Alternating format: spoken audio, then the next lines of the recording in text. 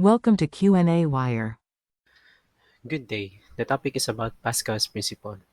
Pascal's principle states that a change in pressure applied to an enclosed fluid is transmitted undiminished to all portions of the fluid and to the walls.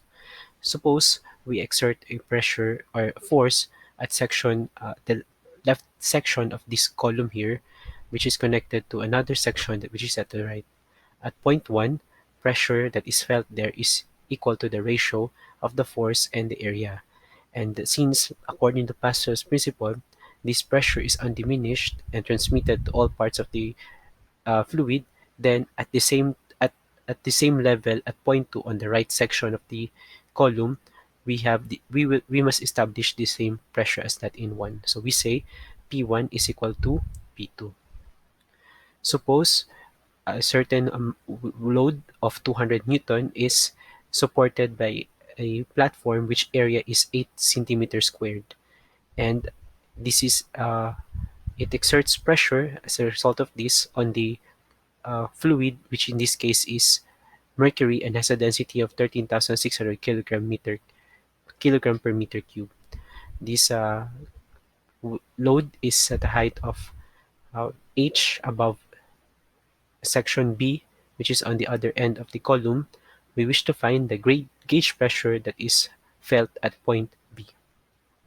So let us start by noting that in this column here, as a consequence of Pascal's principle, at some section say we label C, or at some point we say C, the pressure at this point C is the same as the pressure at point B, because the pressure that is at point B or at point C is transmitted all the way into the fluid, and thus at point B, where it is at the same height or level as point C, the pressure must be the same.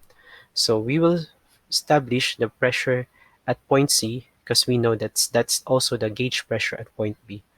So at point C, there are two pressure that are contributing the total to pressure at that point, namely the pressure that is exerted by the load on the surface of the fluid, and also the hydrostatic pressure as the result of the difference in the height. So we have P at C is equal to the gauge pressure at point C is equal to the pressure by the load plus the pressure due to hydrostatic pressure at uh, of the column of liquid, which is H depth, or with a depth of H. So we say H.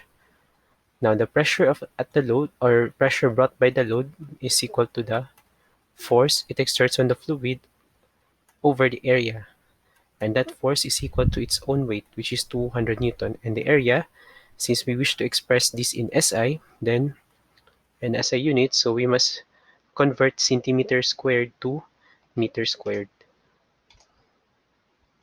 Doing that gives 100 squared centimeter squared is equal to 100, or 1 meter squared. So that means 8 over 100 squared, and that's 8 times 10 to the negative 4 meter squared. So 8 times 4 times 8 times 10 to the negative 4, so that will be 2.5 times 10 to the power of 5, and the unit is Pascal.